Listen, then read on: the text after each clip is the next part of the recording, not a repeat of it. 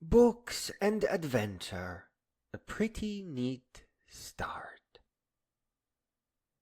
Practice a fine disregard for rule, always.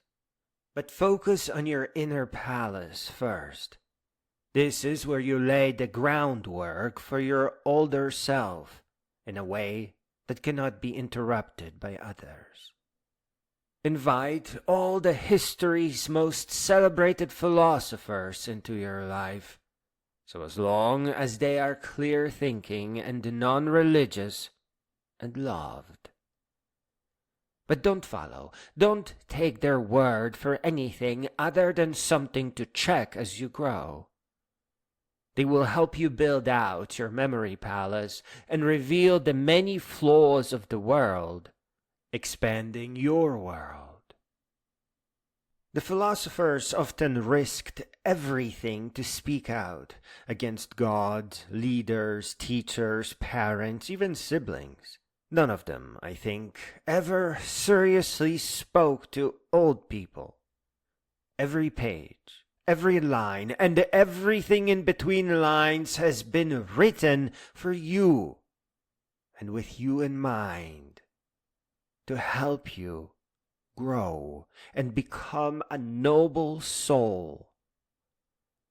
Philosophers seem rare today because philosophia is a big word.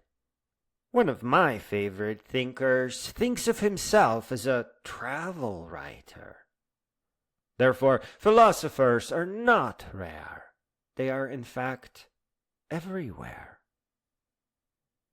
Please prepare for a journey of 10,000 narrated books, some of which you may be doing the narration of later on.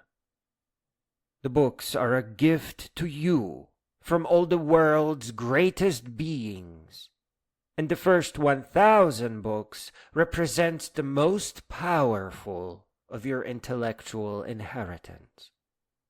This is something you must take and accept. It is for you and for all the future of humankind.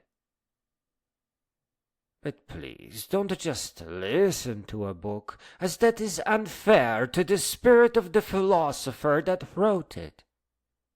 Take it with you on great adventures, hiking, camping, museum visits, jogging, and maybe into the world of fitness and bodybuilding even.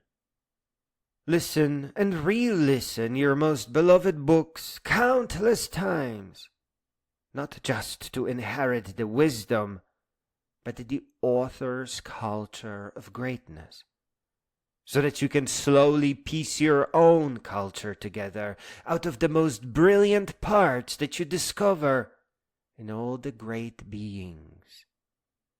Eventually, in your greatest adventures, you will synthesize your own wisdom and rise to your own ends. But listen, you are not a worker. You are a philosopher, an adventurer, and a warrior. If our intellectual inheritance ever gets lost, we will fall back in time and let those who we once triumphed over win. Listen, whatever stands in the way of your adventure and narrated books is going to have to stand there a little while longer. Because you need to be able to recognize when the teachers are tricking you out of education by coercing you into cramming with incomprehensible materials. You need to remind everyone that school is not a babysitter, and that if it does not teach you, then it only stands in the way of your learning.